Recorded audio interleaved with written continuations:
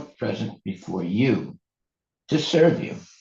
Please accept me and thus show me mercy. It is a gentleman's greatest duty to be a person who is distressed. And purport by His Divine Grace, A.C. Bhaktivedanta Swami Prabhupada. Yavana Raja, the king of the Yavanas, could not refuse to accept Kalakanya, daughter of time. They considered the request due to the order of Narada Muni. Thus, he accepted Kalakanya in a different way. In other words, the injunctions of Narada Muni or the path of devotional service can be accepted by anyone within the three worlds, and certainly by the king of the Yavanas. Yavanas are demons. Lord Chaitanya himself requested everyone to preach to the cult of Bhakti Yoga all over the world, in every village and town.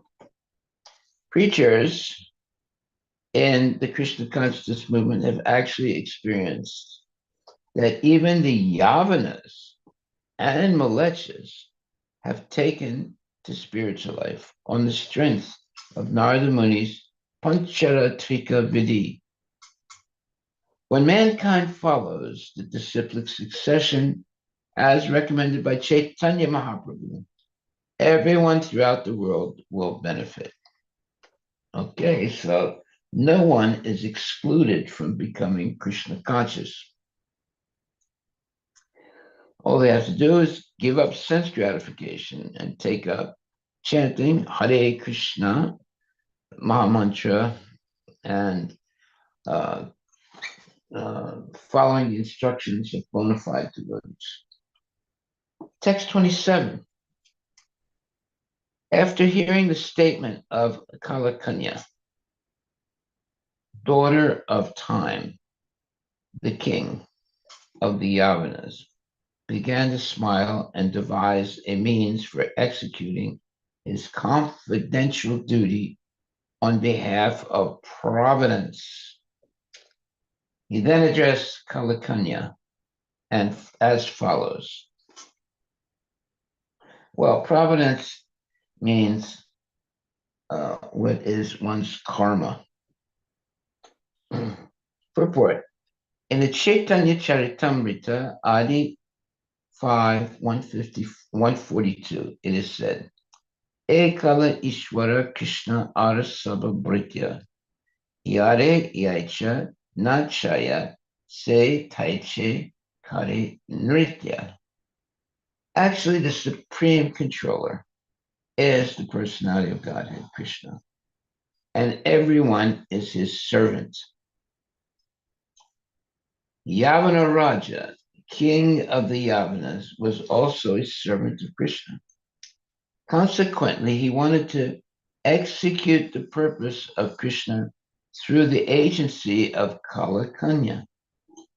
Although Kalakanya means invalidity or old age, Yavana Raja wanted to serve Krishna by introducing Kalakanya everywhere. And that's very interesting. Thus, a sane person, by attaining old age, will become fearful of death.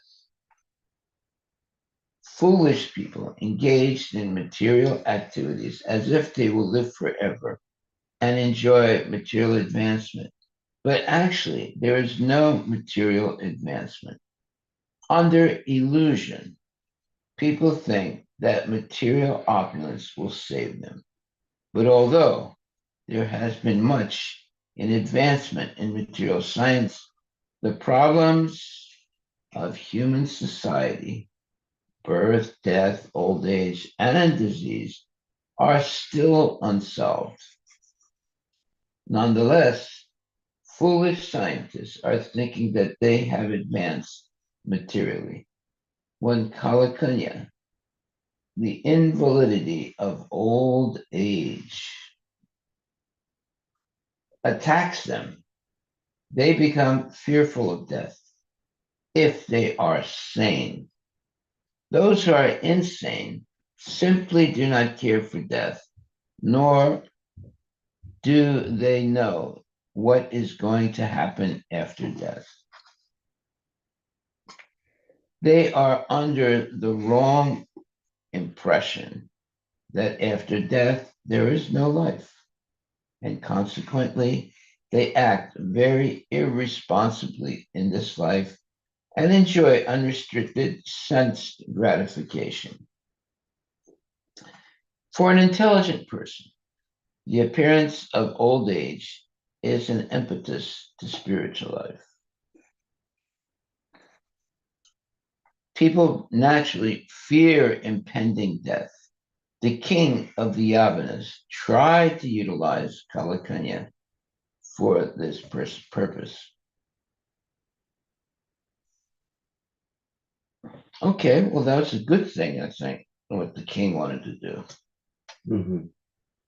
The king of the Yavanas wanted to utilize Kalakanya for this purpose, uh, that which is, for an intelligent person, the appearance of old age is an impetus to spiritual life. People naturally fear impending death. The king of the Yavanas tried to utilize Kalakanya for this purpose. Text 28. The king of the Yavanas replied, after much consideration, I have arrived at a husband for you. Actually, as far as everyone is concerned, you are inauspicious and mischievous. Since no one likes you, how can anyone accept you as his wife? Yeah, nobody wants to get old and suffer. After much consideration, the king of the Yavanas decided to make the best use of a bad bargain. Mm-hmm. See, now that's a very nice statement. The best use of a bad bargain. Kalakanya was a bad bargain, and nobody liked her. But everything can be used for the service of the Lord. Here's our major takeaway today. Mm-hmm. Everything can be used by the service of the Lord. You just need to have that knowledge. Thus, the king of the Yavanas tried to utilize her for some purpose. The purpose has already been explained. That is, Kalakanda as jara, the invalidity of old age, can be used to arouse a sense of fear in people so that they will prepare for the next life by engaging in Krishna consciousness. Mm-hmm. There was this one lady, and she was overweight. So she kept going to the doctor, and the doctor kept giving some type of medicine, but she never lost any weight. And the doctor got, you know, frustrated by her coming all the time trying to get some other medicine or something to lose weight. So the next time she went to get the doctor to give her some medicine, he said, "Oh, I can't give you any more medicine." And she said, "Why not?" He said, "Well, because all your uh, all the examinations I've made of you now point to the fact that you're going to die very soon." And the lady got really, really scared. She said, "I'm going to die? Are you kidding?" He said, "No, you only have maybe uh, another 10 or 20 uh, days to live." And he said, "There's no use. I'll give you any more medicine." So the lady went home and she was like in real, disturbed mentally, and she couldn't eat or sleep. And in the next 10 days, 15 days, she lost a lot of weight. And then she went back to the doctor and she had lost about 15 pounds. And she said, Doctor, I'm still alive. Is that good or bad? He said, Well, I actually did not tell you the truth. I tried to scare you so you would lose weight. And you have lost weight. So uh, that's it just shows how people who are overindulgent in food and other sense gratification unnecessarily get sick. But when they think they're going to die, they uh, give up overeating and eventually they have a possibility of getting better health by losing all that extra weight that they're carrying. Okay, text 29. This world is a product of fruitive activities. Therefore, you may imperceptibly attack people in general. Helped by my soldiers, you can kill them without opposition. Purport. The word karma vinirmitam means manufactured by fruitive activities. The entire material world, especially in these days, is the result of fruitive activities. Everyone is fully engaged in decorating the world with highways, motor cars, electricity, skyscrapers, industries, businesses, etc. All this appears very nice for those who are simply engaged in sense gratification and who are ignorant of spiritual identity. As described in Srimad Bhagavatam 5.5.4, Nunam pramata kurute vikarma yad indriya pritaya aprinoti nasadu manye yata atmano yam asan apiklesita asudeha. Those without knowledge of the spirit soul are mad after materialistic activities, and they perform all kinds of sinful activities simply for sense gratification. According to Rishabhadeva, such activities are inauspicious because they force one to accept an abominable body in the next life. Everyone can experience Everyone can experience that. Although we try to keep the body in a comfortable position, it is always giving pain and is subjected to the threefold miseries. Otherwise, why are there so many hospitals? That's true. Welfare boards and insurance establishments. Oh, Prabhupada knows everything. Actually, in this world, there is no happiness. Now, that's a very significant statement. Actually, in this world, there's no happiness. People are simply engaged trying to counteract unhappiness. Foolish people accept unhappiness as happiness. That's a great statement. Therefore, the king of the Yavanas decided to attack such foolish people imperceptibly by old age, disease, and ultimately death. That's what happens when we waste our time having sense gratification and ignore Krishna consciousness. Of course, after death, there must be birth, Therefore, Yavanaraja thought it wise to kill all the karmis through the agency of Kalakanya and thus tried to make them aware that material advancement is actually not advancement.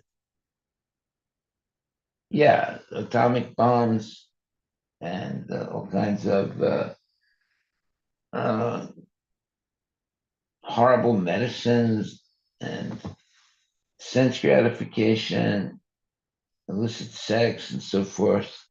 That's not going to solve any problem. It's going to give you more problems. Every living entity is a spiritual being, and consequently, without spiritual advancement, the human form of life is ruined. Very true. Text 30. The king of the Yavinas continued, here is my brother, Prajvara. I now accept you as my sister. I shall employ both of you, as well as my dangerous soldiers, to act imperceptibly within this world. That means it's going to make people old and miserable, and they don't even realize it. And then all of a sudden, after some time, they realize, oh my God, I wasted so much time in my life, and I can't make it up because every minute that goes by is uh, time spent uselessly and means that you're coming closer and closer to death. Purport. Kalakanya was sent by Narada Muni to Yavanaraja so that she might become his wife. But instead of accepting her as his wife, Yavanaraja accepted her as his sister. Those who do not follow the Vedic principles are unrestricted as far as sex life is concerned. Consequently, they sometimes do not hesitate to have sex with their sisters.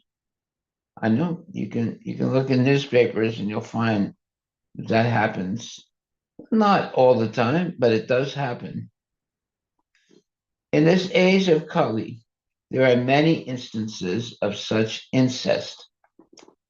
Although Yavanaraja accepted the request of Narada Muni to show respect to him, he was nonetheless thinking of illicit sex.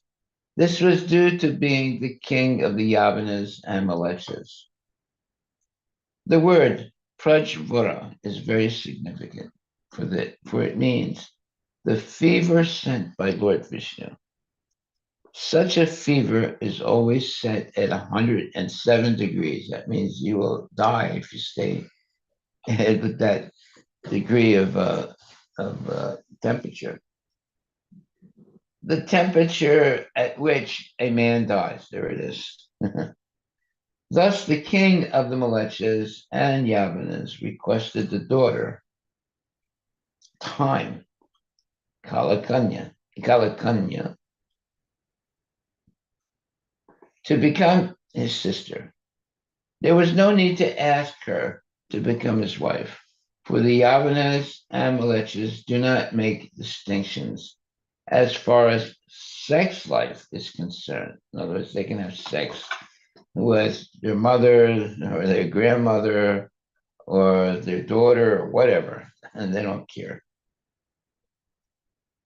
Thus, one may outwardly be a sister, mother, daughter, and still have sex. Yavanaraja's brother was Prajvara, and Kalakanya was invalidity itself. Okay. Combined and strengthened by the soldiers of Yavana Raja, namely non-hygienic conditions. Oh my God. Illicit sex and ultimately a high degree of temperature to bring on death, they would be able to smash the materialistic way of life. Wow. In this connection, it is significant that Narada was immune to the attack of Jara, old age, or invalidity. And similarly, Jara, or the destructive force, cannot attack any follower of Narada Muni or a pure devotee. Okay, well, that's good news. Thus end the Bhaktivedanta purports of the fourth canto, 27th chapter of the Srimad Bhagavatam, entitled Attack by Chandavega on the city of King Puranjana, the character of Kalakanya. Well, Kalakanya is a dangerous woman. Chapter 28, Puranjana becomes a woman in the next life. That's what happens if a man is too attached to a woman in this life. In next life, the man becomes a woman. And the woman that he's attached to may become a man. Just imagine how the different genders you can have are fluid. Text 1, Narada Vacha. The great sage Narada continued, my dear king, Parsina Varasat. Afterward, the king of the Yavanas, whose name is fear itself, as well as Prajvara, Kalakanya, and his soldiers, began to travel all over the world. Purport by His Divine Grace, A.C. Bhaktivedanta Swami Prabhupada.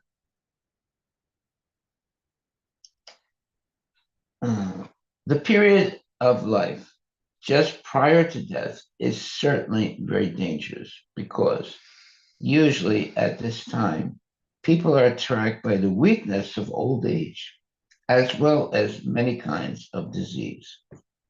The diseases that attack the body are compared here to soldiers. These soldiers are not ordinary soldiers, for they are guided by the king of the Yavanas, who acts as their commander-in-chief. The word Dishta Karina indicates that he is their commander. When a man is young, he does not care for old age, but enjoys sex to the best of his satisfaction, not knowing that at the end of life, his sexual indulgence will bring on various diseases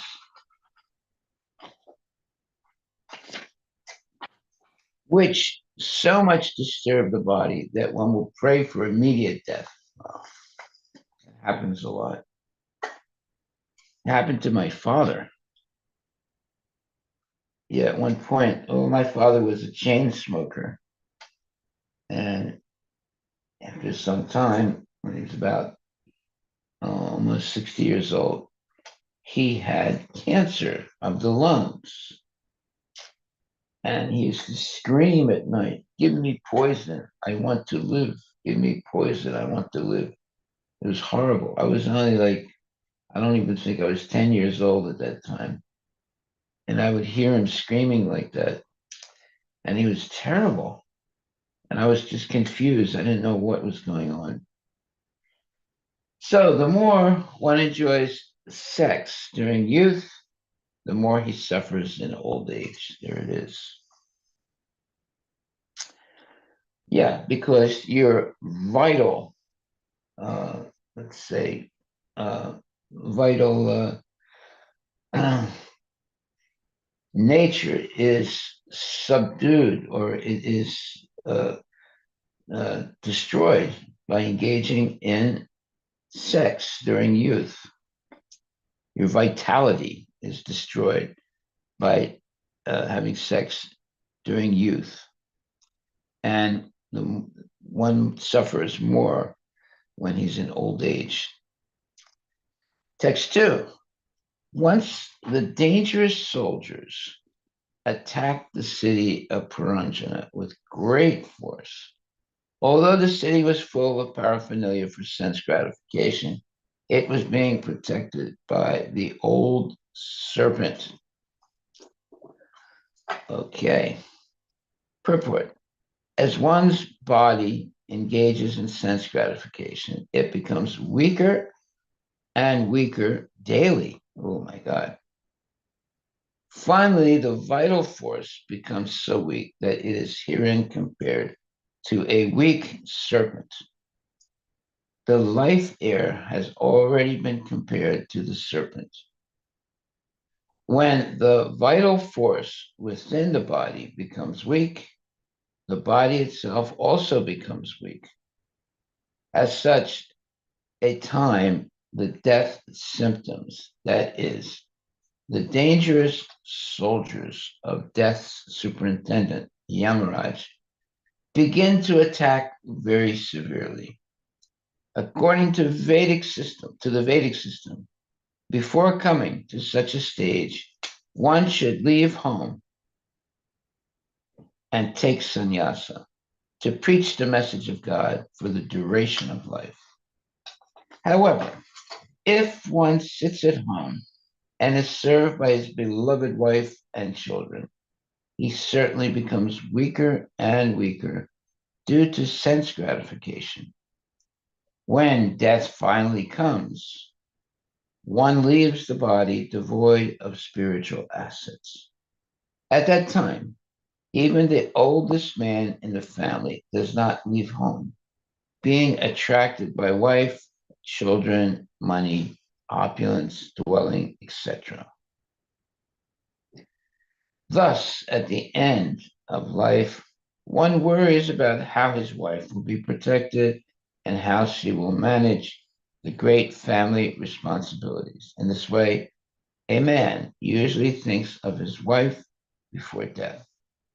According to Bhagavad Gita 8.6, Yam yam vapi smaran bhavam tejant ante kalevaram tam tam evaiti konte yasatad bhava bhavita.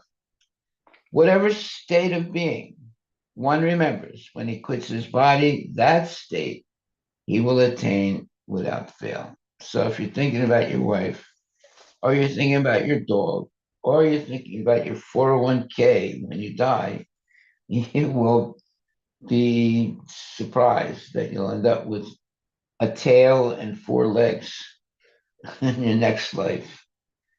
At the end of life, the person thinks of what he has done throughout his whole life. Thus, he gets another body, the Hantara, according to his thoughts and desires at the end of life. There it is. That's very true. Exactly what happens when people are not Krishna conscious. One overly addicted to life at home naturally thinks of his beloved wife at the end of life. Consequently, in the next life, he gets the body of a woman. And he also acquires the results of his pious or impious activities. In this chapter, the acceptance of a woman's body by King Puranjana will be thoroughly explained. Haribol. Text 3. Gradually, Kalakanya, with the help of dangerous soldiers, attacked all the inhabitants of Puranjana's city and thus rendered them useless for all purposes. In other words, they basically forced him to get old and sick. At the fag end of life, when the invalidity of old age attacks a man, his body becomes useless for all purposes. Therefore, Vedic training dictates that when a man is in his boyhood, he should be trained in the process of brahmacharya. That is, he should not completely engage in the service of the Lord and shouldn't, oh, wait a minute. That is, he should be completely engaged in the service of the Lord and should not in any way associate with women. When the boy becomes a young man, he marries between the ages of 20 and 25. When he is married at the right age, he can immediately beget strong, healthy sons. Yeah, you don't want to wait till you're 40 or 60 years old to get married. Now, female descendants are increasing because young men are very weak sexually. A male child will be born if the husband is sexually stronger than the wife. But if the female is stronger, a female child will be born. This is essential to practice the system of brahmacharya if one wishes to beget a male child when one is married. When one reaches the age of 50, he should give up family life. At that time, one's child should be grown, and so that the father can leave the family responsibilities to him. The husband and wife may then go abroad to live a retired life and travel to different places of pilgrimage. When both the husband and wife lose their attachment for family and home, the wife returns home to live under the care of her grown children and to remain aloof from family affairs. The husband then takes sannyasa to render some service to the Supreme Personality of Godhead. This is the perfect system of civilization. I like the way Prabhupada says that. This is the perfect system of civilization. The human form of life is especially meant for God realization. If one is unable to take to the process of Krishna consciousness, from the very beginning of life, he must be trained to accept these principles at the fag end of life. Unfortunately, there is no training even in childhood, nor can one give up his family life, even at the end. This is the situation with the city of Puranjana, figuratively described in these verses. Yeah, you can't give up attachment to home and hearth and wife and children and grandchildren and so forth. Yeah, there was one man who uh, had a very nice wife and he had some nice children. And of course, after some time, his children got older and they had children. And the man, instead of uh, getting engaged in spiritual activities, he rather stayed at home and took care of the children. And then those children uh, became adults and they had children. And the grandfather still stayed at home to help take care of the grandchildren. In other words, instead of becoming renounced, the the father just stayed at home and took care of uh, uh, different children in the family. So he never really became Krishna conscious. He so that's why it says here, if one is unable to take to the process of Krishna consciousness from the very beginning of life, he must be trained to accept these principles at the fag end of life. Unfortunately, there is no training even in childhood, nor can one give up his family life even at the end, meaning at the end of life. This is the situation with the city of Puranjana, figuratively described in these verses.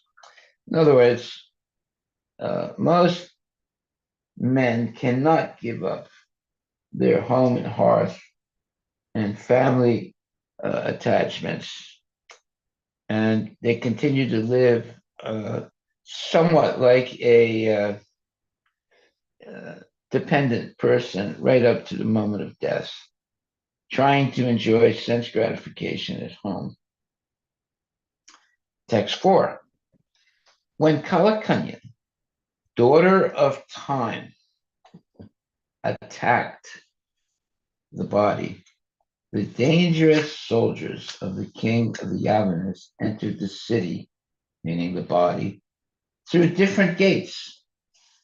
They then began to give severe trouble to all the citizens. In other words, attacking the body with all kinds of sickness. The body has 9 gates, purport. The body has 9 gates: 2 eyes, 2 ears, 2 nostrils, 1 nose, etc. The 2 eyes, 2 nostrils, 2 ears, mouth, rectum, and genitals. When one is harassed by the invalidity of old age, various diseases manifest at the gates of the body. For example, the eyes become so dim that one requires spectacles. The ears become too weak to hear directly, and therefore one requires hearing aids. The nostrils are blocked by mucus, and one has to always sniff a medicinal bottle containing ammonia. Oh my God. Similarly, the mouth, too weak to chew, requires false teeth. The rectum also gives one trouble. The evacuation process becomes difficult. Sometimes one has to take enemas and sometimes use a surgical nozzle to accelerate the passing of urine. Oh, that's very painful. In this way, the city of Puranjana was attacked at various gates, meaning various uh, uh, holes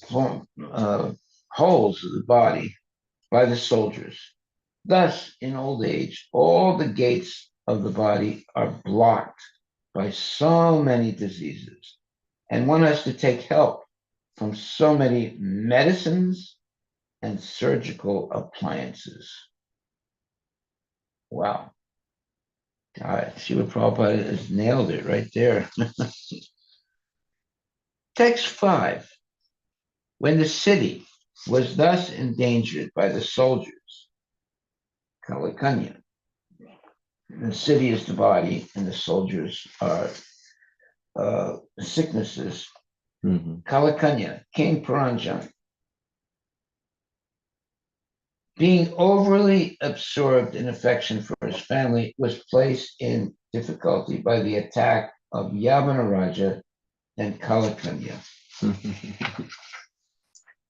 Yeah, because and now in that old age, he becomes a not an asset, but a liability of the family. Purport. When we refer to the body, we include the external gross body with its various limbs, as well as the mind, intelligence, and ego. In old age, these all become weak when they are attacked by different diseases. The proprietor of the body, the living soul, becomes very sad at not being able to use the field of activities properly. In Bhagavad Gita, it is clearly explained that the living entity is the proprietor of his body, Chitragya, and that the body is the field of activities, Chetra. When a field is overgrown with thorns and weeds, it becomes very difficult for the owner to work it. That is the position of the spirit soul when the body itself becomes a burden due to disease. Extra burdens are placed on the body in the form of anxiety, general deterioration of the bodily functions. Text number 6. When King Paranjana was embraced by Kalakanya, he gradually lost all his beauty. Yeah, because he's wasting his semen. Having been too much addicted to sex, he became very poor in intelligence and lost all his opulence. Being bereft of all possessions, he was conquered forcibly by the Gandharvas and the Yavanas. Well, why would he be bereft of all possessions? Well, it's because he wasted all his semen having sex, and now his body is sick. It gives him a lot of problems. When a person is attacked by the invalidity of old age and is still addicted to sense gratification, he gradually loses all his personal beauty, intelligence, intelligence, and good possessions. He thus cannot resist the forceful attack of the daughter of time, Kalakanya.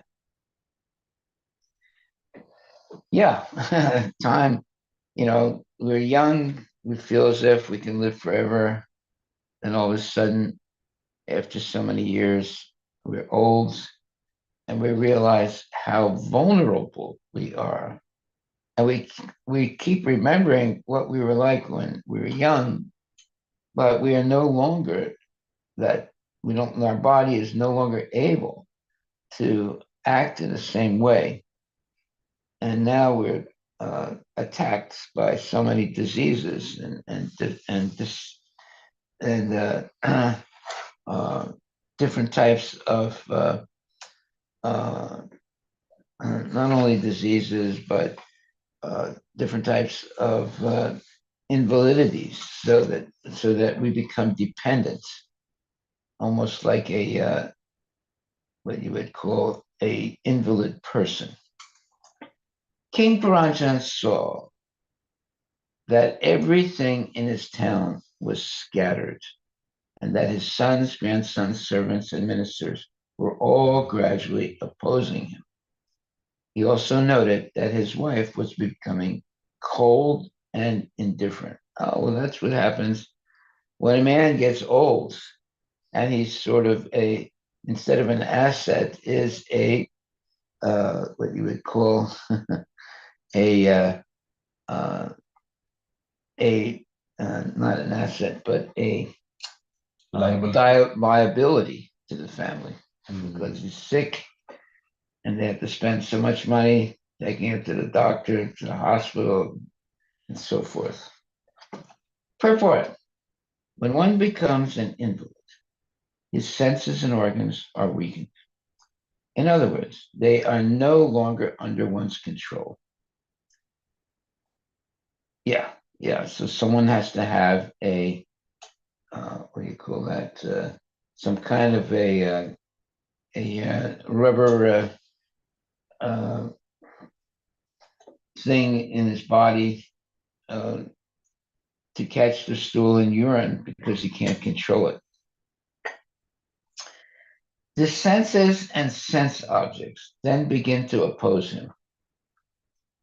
When a person is in distressed condition, even his family members, his sons, grandsons, and wife, become disrespectful.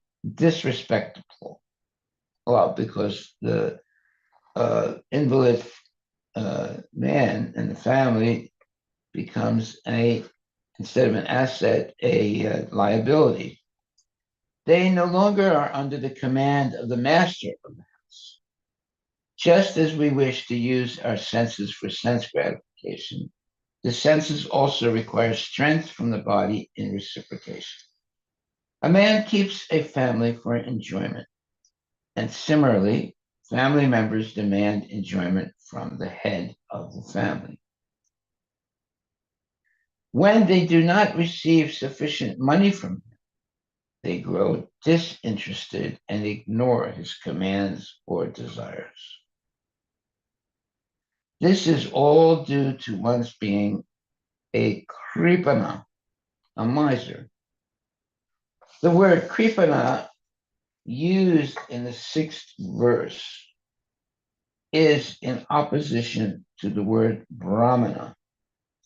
In the human form of life, one should become a brahmana, which means that one should understand the constitutional position of the absolute truth, Brahman, and then engage in his service as a Vaishnava. We get this facility in the human form of life, but if we do not properly utilize this opportunity, we become kripana, a miser. A miser is one who gets money but does not spend it properly.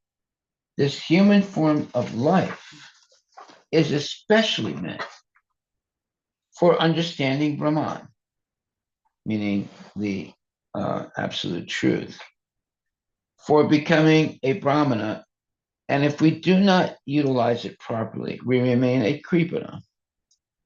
A Kripana is a very stingy person, even stingy for himself, and he suffers unnecessarily. We can actually see that when one has money but does not spend it, that's because he's stingy. He remains a miser and is never happy. Similarly, when one's intelligence is spoiled due to sense gratification, he remains a miser throughout his life. Text number 8. So there's a takeaway here that's very important. When one's intelligence is spoiled due to sense gratification, he remains a miser throughout life. In other words, he denies himself the opportunity to become Krishna conscious. That's what it means. His intelligence is spoiled due to sense gratification, and he remains a miser, meaning not letting himself become Krishna conscious throughout life. Text 8.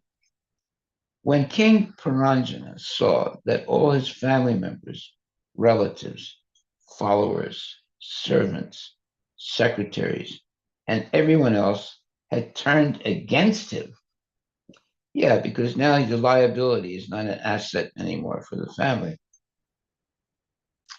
he certainly became very anxious, but he could not counteract the situation because he was thoroughly overwhelmed by kalakanya, old age.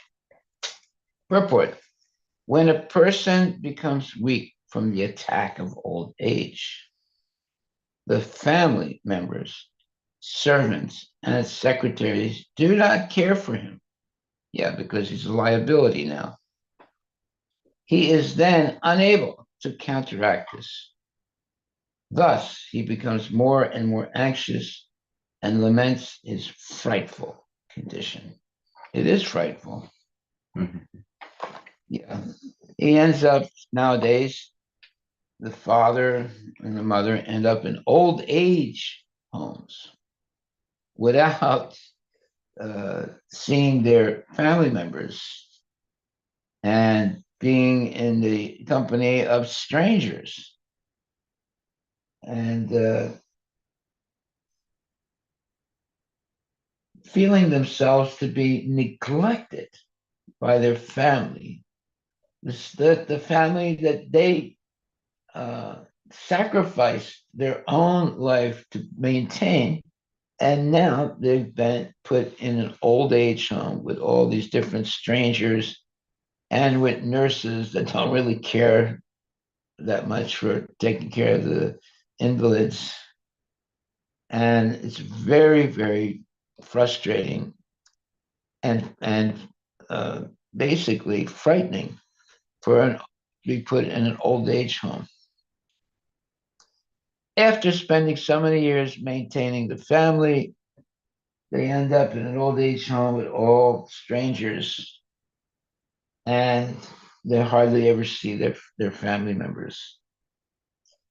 It's really very frustrating for the father or mother that's put into that situation. Okay, text number 9. The objects of enjoyment become stale by the influence of Kalakanya. Due to the continuance of his lusty desires, King Puranjana became very poor in everything. Yeah, as someone who remains a victim of sexual desires, and eventually, because of having so much sex, they become sick and invalid and weak. And all they can do is just meditate on what they were before as solace, but it doesn't really solve their problem because now they're weak and they're old and nobody really cares for them anymore. In fact, they become a liability to the family, not an asset. Thus, he did not understand the aim of life. He was still very affectionate toward his wife and children, and he worried about maintaining them. Purport. This is exactly the position of present civilization. Everyone is engaged in maintaining the body, home, and family. Consequently, everyone becomes confused at the end of life, not knowing what spiritual life and the goal of human life are. In a civilization of sense gratification, there cannot be spiritual life because a person thinks only of this life. Although the next life is a fact, no information is given about it. Well, that's a fact. That's why a lot of people actually want to uh, die by an injection in their older age, or if they have a severe type of sickness or invalidity, they don't want to live because they cannot use their body the way they were used before for sense gratification. And it's sad to see that. I remember my father, once he got cancer, he became an invalid. And one day, when there was a family program and relatives were there, and he wanted to make a toast uh, because he was the leader of the family of the dynasty. He broke down and cried, uh, feeling sorry for the fact that he was so sick and weak, and he knew that he was going to die soon. And it was very sad to see that, very, very sad. So his tears were tears of for his own situation of being so weak and not being able to engage anymore in maintaining the family. But all that is sense gratification. Okay, so, but that's because he was smoking 4 packs of Chesterfield cigarettes every day and staying up late and not eating properly and so many things. And how long can your body do that? So his body collapsed. And for 9 months, he suffered terribly. And then he died. And at the end, near the end, he was screaming at night, and I used to hear him. I was only like 10 years old. Give me poison. I want to die. Give me poison. It's terrible. Okay. Yeah, because he had lung cancer and he was always, like one day I was sitting next to my dad. We were both watching television and he had uh, and then I felt, felt him falling on me. He was having a attack, and he lost control of his body, and he fell onto me. And I was like holding him, and I got confused. I didn't understand what was happening to him. He had what's called a Heart attack. heart attack. Yeah, it was terrible. Okay, Canto 4, chapter 28, verse number 10. The city of Paranjana was overcome by the Gandharva and Yavana soldiers. And although the king had no desire to leave the city, he was circumstantially forced to do so, for it was smashed by Kalakanya. Okay, so Kalakanya is time. And uh, the city is the body. And uh, the persons like the Gandharvas and the Yavanas are soldiers, meaning old age and disease attacking the city or the body, so that Kalakanya was smashed. Well, that means that the living entity is smashed by the sickness and disease and frustration. Purport: the living entity separated from the association of Supreme Personality Godhead tries to enjoy this material world. He is given a chance to enjoy it in a particular type of body, beginning with the body of a Brahma, down to that of the microbe. Actually, that's the fact. We all begin as Brahmas. And the more sense gratification we engage in, we end up being a microbe, having the body of a microbe. Just imagine that. From the Vedic history of creation, we can understand that the first living creature was Lord Brahma. Okay, well, now that defeats Darwinism right there. He says the first living creature is a one celled amoeba. No, the first living creature is Brahma, the most intelligent, the most advanced living entity, who created the seven great sages and other Prajapatis to increase the universal population. Yeah, if you start a company, who do you hire first? The bungie who sweeps the floor and the toilet, or the CEO? Well, obviously, you go with the CEO who's going to organize the company, and then he'll hire different people. So here it says, from the Vedic history of creation, we can understand that the first living creature was Lord Brahma, who created the seven great sages and other Prajapatis to increase the universal population. Thus, every living entity, according to karma, thus every living entity, according to karma, his past desires and activities, that's karma, gets a particular type of body from that of Brahma to that of a microbe or German stool. That just shows the deterioration of one's position by maintaining adamantly sense gratification. They can go from being Brahma down to the microbe or German stool. It's terrible. And it's happening to so many people.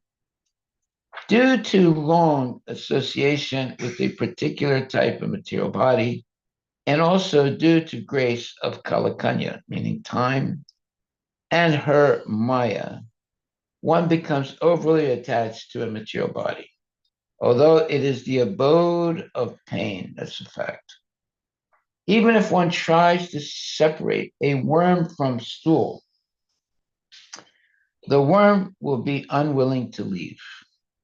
It will return to the stool. Yeah, there was once a man, and when he's walking uh, outside, he saw a worm that was in stool.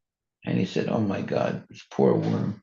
He picked it up and took it 10 or 15 steps away from the stool and placed it in a nice green grass.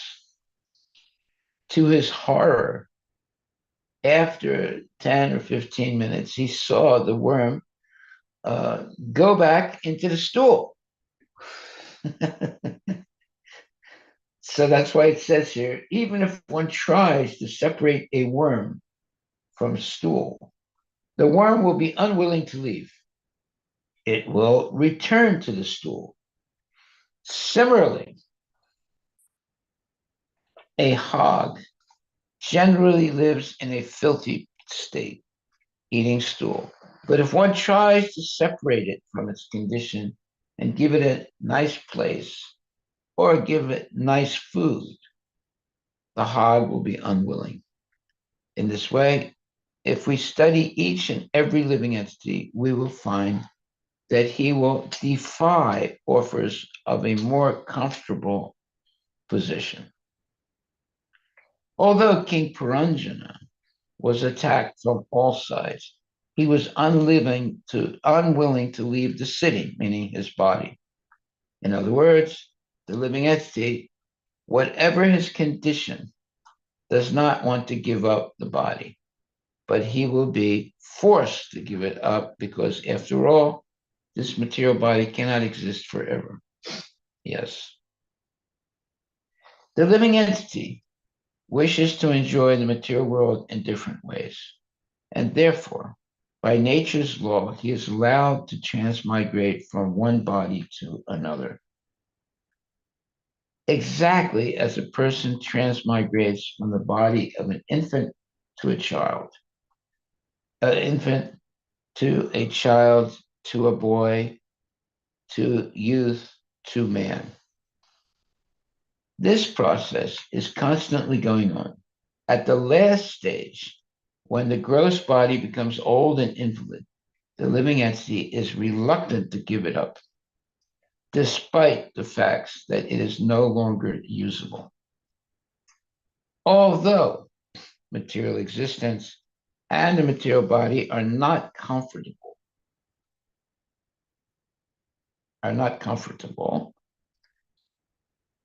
why does the living entity not want to leave? As soon as one gets a material body, he has to work very hard to maintain it. He may engage in different fields of activity, but whatever the case, everyone has to work very hard to maintain the material body. Unfortunately, society has no information of the soul's transmigration because the living entity does not hope to enter the spiritual kingdom of eternal life, bliss, and knowledge.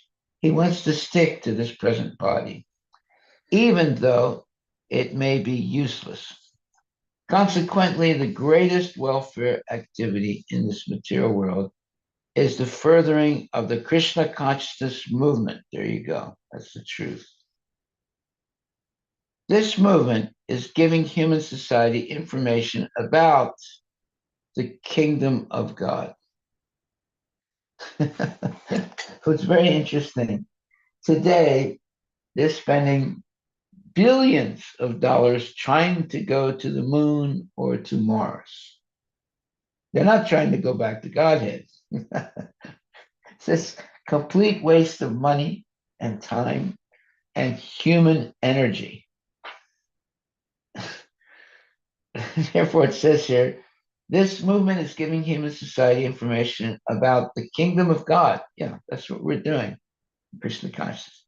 There is God, there is Krishna, and everyone can return to God and live eternally in bliss and knowledge. But instead of that, people are spending millions, billions of dollars trying to go to Mars or trying to go to the moon. Just imagine how stupid that is. And what a waste of time and energy. A Krishna conscious person is not afraid of giving up the body because his position is always eternal. A Krishna conscious person engages in transcendental loving service to the Lord eternally.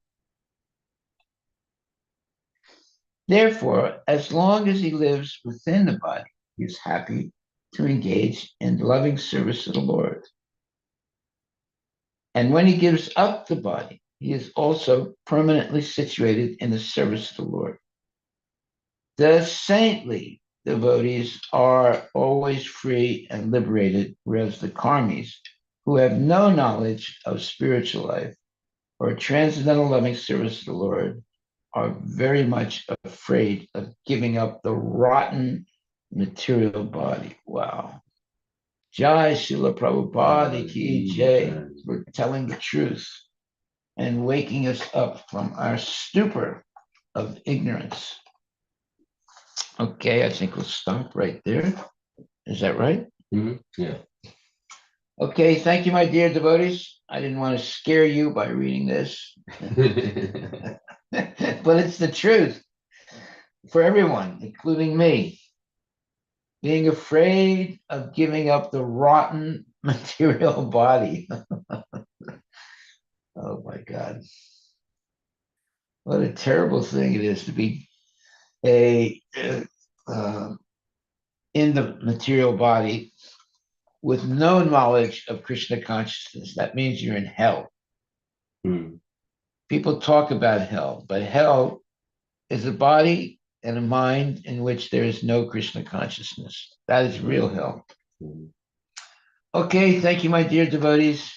Please chant Hare Krishna. Please take all these statements very seriously because Srila Prabhupada is taking the time and his energy to give us real knowledge and to free us from all the false narratives that give false prognosis or false, what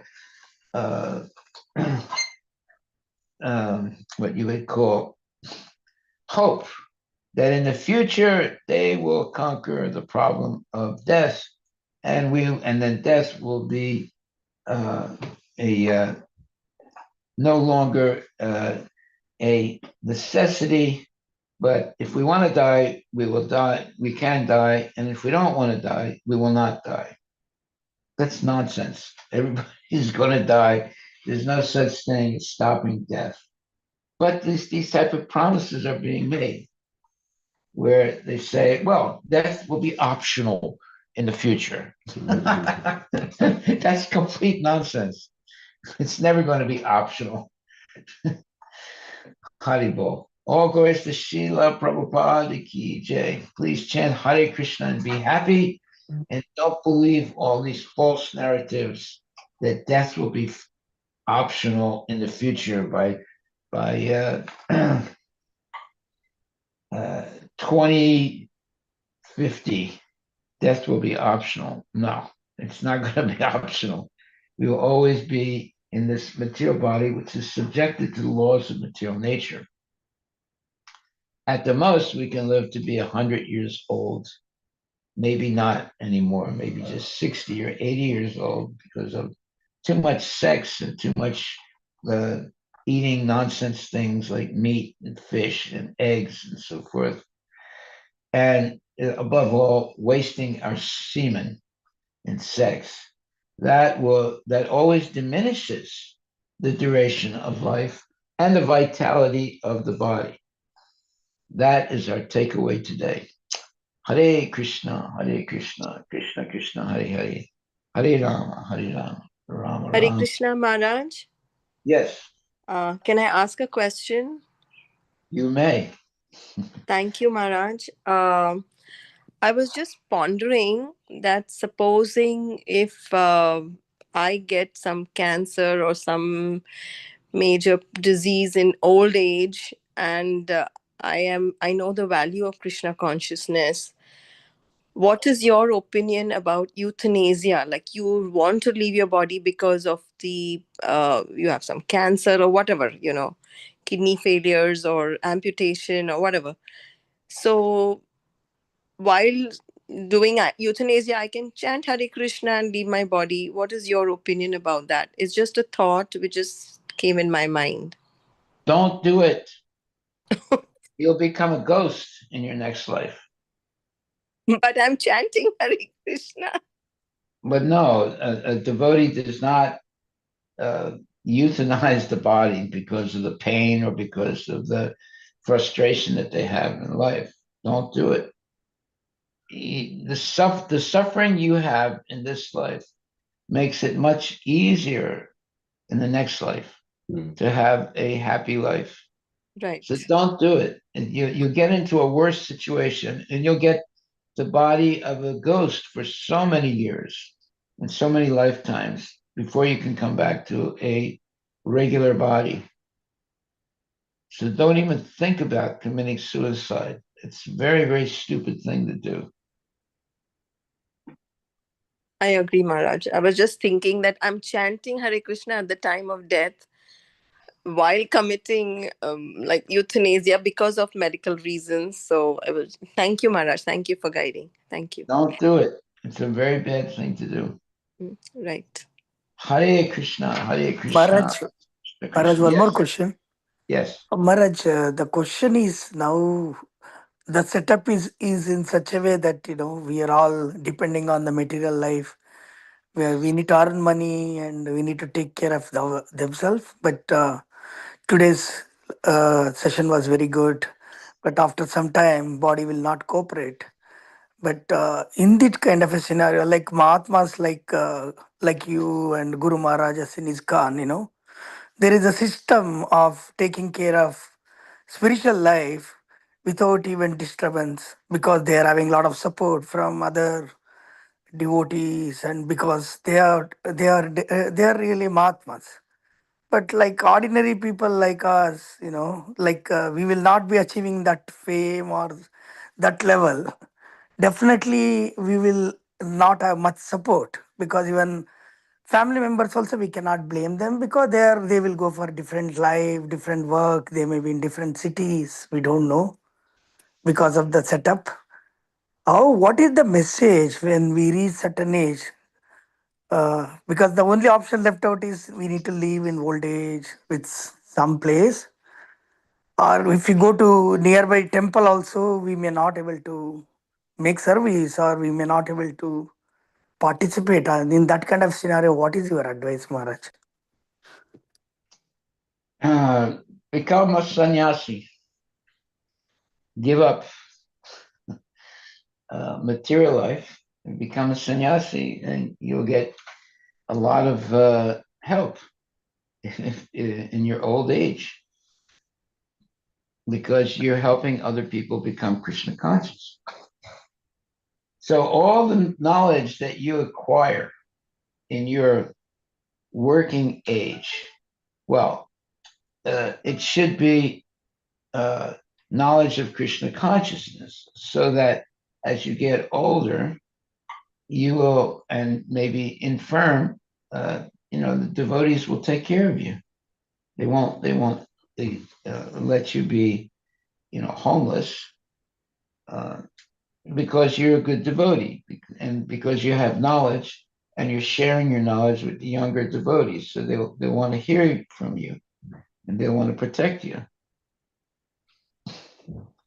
So not only should we be expert in making money, but we should also be expert in Krishna consciousness, so that when we do get old and infirm, there will be, uh, you know, uh, people that'll take care of us because we're able to give them the wealth of our experience in Krishna consciousness and knowledge of Krishna and Prabhupada.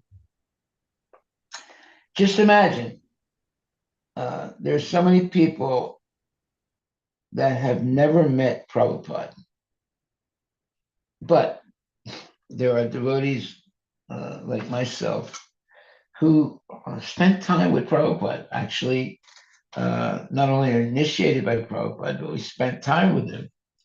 So that is a tremendous asset.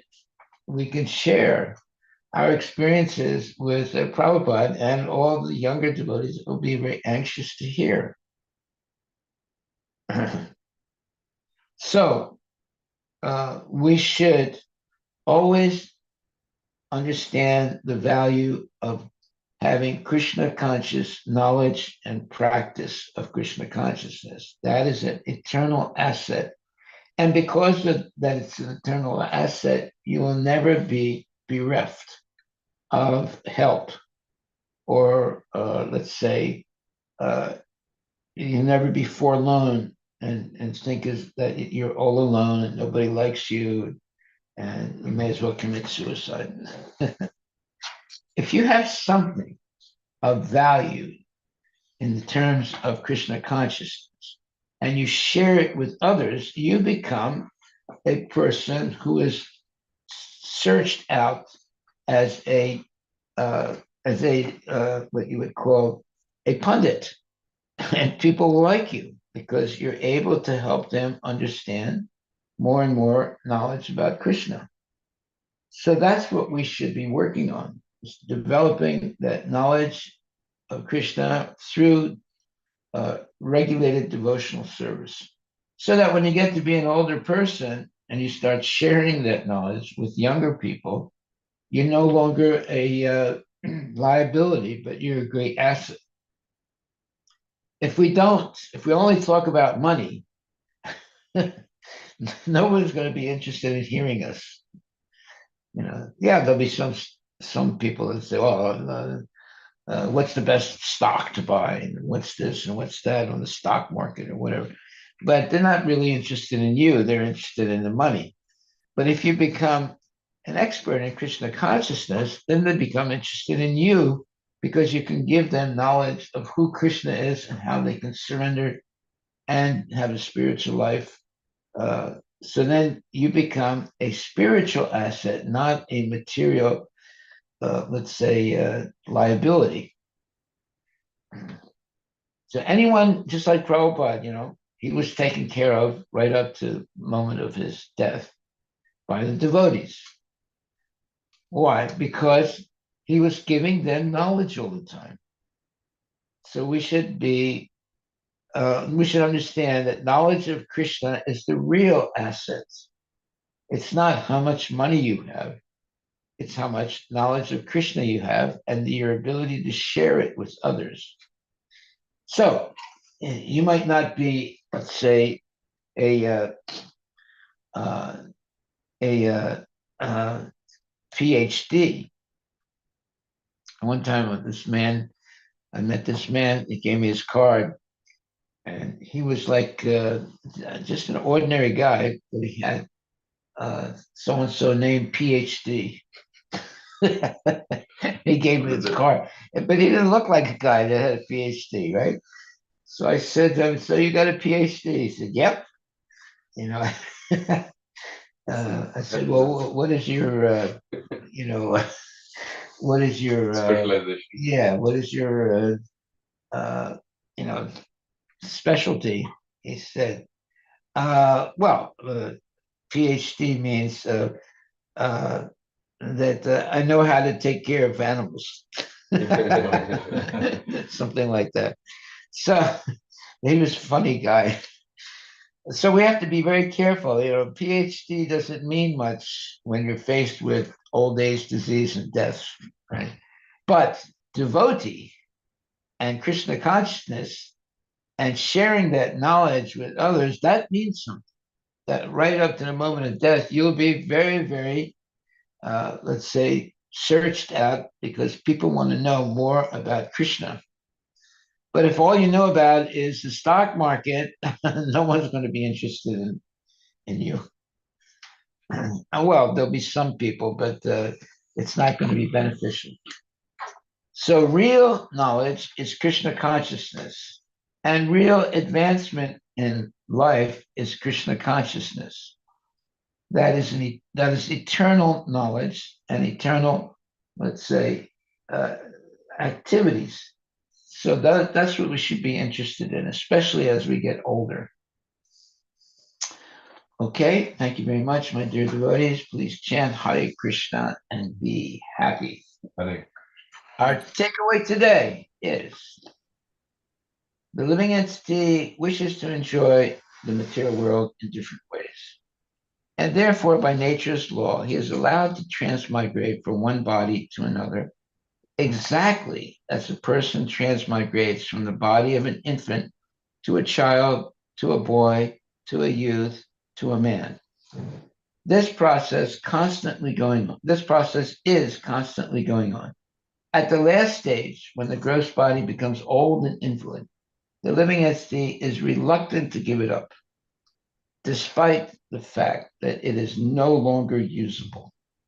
Although material existence and the material body are not comfortable, why does the living entity not want to leave? As soon as one gets a material body, he has to work very hard to maintain it. He may engage in different fields of activity, but whatever the case, everyone has to work very hard to maintain the material body.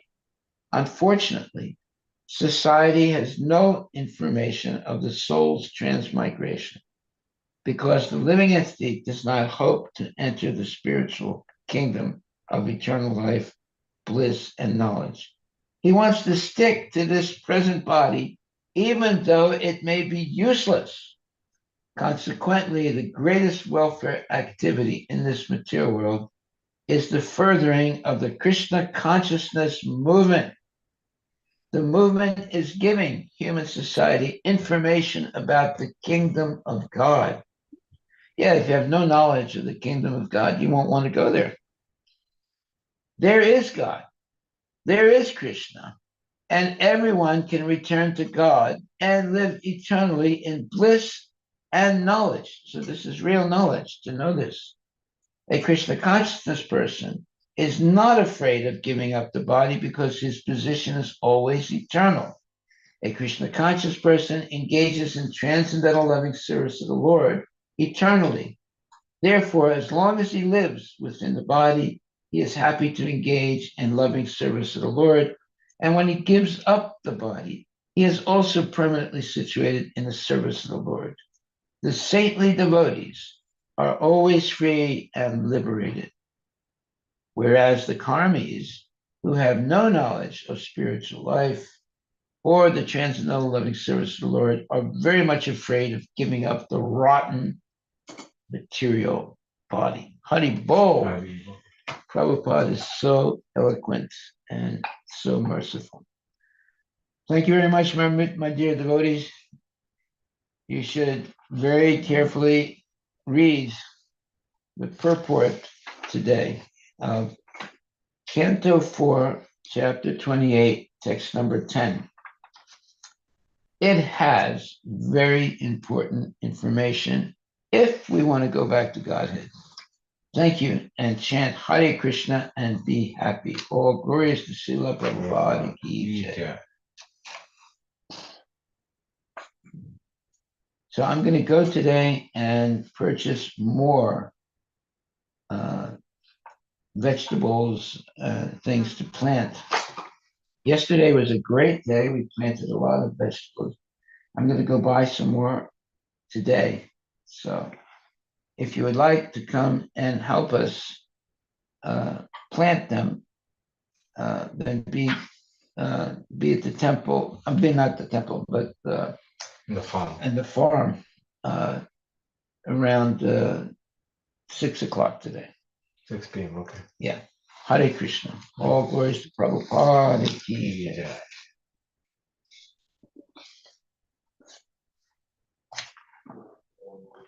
It was fun yesterday. We planted all the vegetables.